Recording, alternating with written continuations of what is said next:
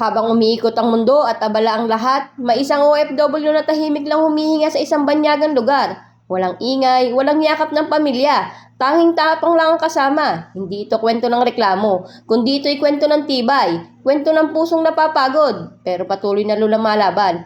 Pero ito ay para sa lahat ng OFW na patuloy na bumabangon araw-araw kahit malayo sa tahanan.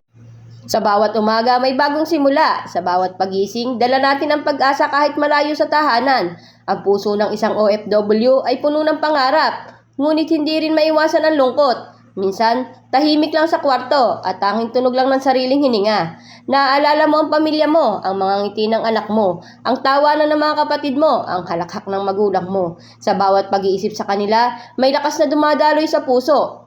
Ang bawat pawis sa trabaho ay patunay ng sakripisyo. Ang bawat pagod na ramdam mo sa katawan ay hakbang patungo sa tagumpay. Hindi palaging madali, hindi palaging magaan. Ngunit sa puso ng isang OFW, may tibag na hindi matitinag. Ang bawat tawag, bawat mensahe, bawat video call ay liwanag sa dilim. Ang bawat ngiti ng pamilya ay gamot sa lungkot at pagod na nadarama. Kaya kahit minsan ay parang walang saysay ang lahat, tandaan mo, bawat sakripisyo ay may kabuluhan. Sa malayo, matututo kang maging matatag, matututo kang mag-adjust kahit anong sitwasyon. Natuto kang umasa sa sarili. Ang bawat hamon ay hakbang sa paglago at ang bawat pagkakamali ay leksyon sa buhay. Huwag kalimutang mahalin ang sarili. OFW ka man. Kung hindi mo mamahalin ang sarili mo, paano ka mamahalin ng iba? Maglaan ng oras para sa pahinga, para sa simpleng kasiyahan, kahit maliit lang. Sa bawat araw na dumaraan, tandaan, ang tagumpay ay darating sa mga matiyaga. Pangarap ay naaabot ng mga hindi sumusuko, kaya patuloy lang ang laban, kahit mahirap, kahit malayo. Sa dulo ng bawat araw ay may ngiti sa puso, sa bawat laban, may pag-asa na nagmamaliw. Ang bawat simpleng tagumpay, kahit maliit, ay dahilan para magpatuloy na magsumikap. Minsan, mundo ay tahimik at parang nag-iisa ka, ngunit sa puso mo, may sigaw na determinasyon at pag-asa. Ang pagod mo ay hindi nasasayang, ang sakripisyo ay may saysay sa kinabukasan. Bawat luha, bawat araw, sa bawat pagdapa, may lakas na bumabangon. Ang bawat karanasan ay yaman ng puso at pag-iisip. Huwag matakot sa pagbabago, huwag matakot sa paglalakbay. Ang pangarap ay patuloy na hinahabol at ang puso ay patuloy na nagmamahal. Sa bawat hamon, may bagong lakas. Sa bawat hirap, may bagong determinasyon at sa bawat ngiti, may simbolo ng tibay.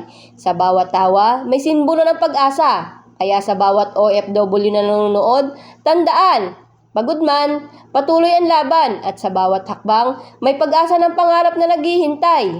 Sa bawat araw, may bagong pagkakataon upang matuto at lumago. At kahit gaano man niyang kahirap, bawat hakbang ay patunay ng iyong tapang. Kapag nararamdaman mo ang pangungulila, isipin mo ang iyong pamilya, laging nagdadasal para sa iyo. Sa bawat simpleng mensahe mula sa kanila ay nagbibigay ng lakas at pag-asa. Hindi mo maging kailangan perpekto, sapat na yung magsusumikap ka at ginawa mo ang tama.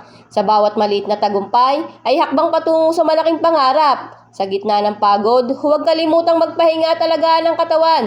Ang pangangalaga sa sarili ay susi upang magpatuloy sa laban. Ang pagtitiis ay may hangganan, ngunit ang determinasyon mo ay walang katapusan. Kaya bawat pagod, tandaan mo, may mga biyaya naghihintay sa dulo ng iyong sakripisyo. Maging inspirasyon ka sa kapwa OFW. Ipakita na kaya mo magsumikap sa kabila ng distansya at hirap. Ang bawat kwento mo ay nagbibigay ng lakas sa iba na dumadaan sa parehong laban. Kapag napapagod, huminga ng malalim at isiping muli ang dahilan kung bakit ka nandito. Ang pangarap mo ay hindi basta-basta naiibigay. Kaya patuloy na magsumikap at huwag susuko. Sa bawat gabi, magpasalamat sa maliit na biyaya, isang tawanan, isang simpleng pagkain o isang tawag mula sa pamilya. Ito ay sandali na nagbibigay ng kulay at kahulugan sa bawat araw ng iyong buhay.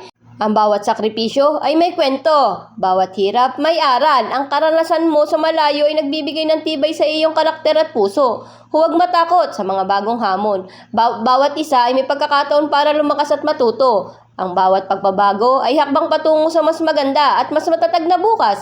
Ang pag-asa ay laging nariyan, kahit sa pinakamatinding unos.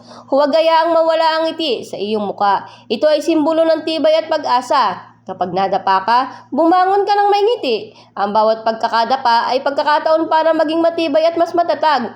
Huwag kalimutan ang mahalaga ka. Ang iyong pagsusumikap ay may epekto, hindi lang sa sarili, kundi sa pamilya at sa lahat ng taong umaasa sa iyo. Hanggang sa mga susunod nating kwento mga kapwa OFW!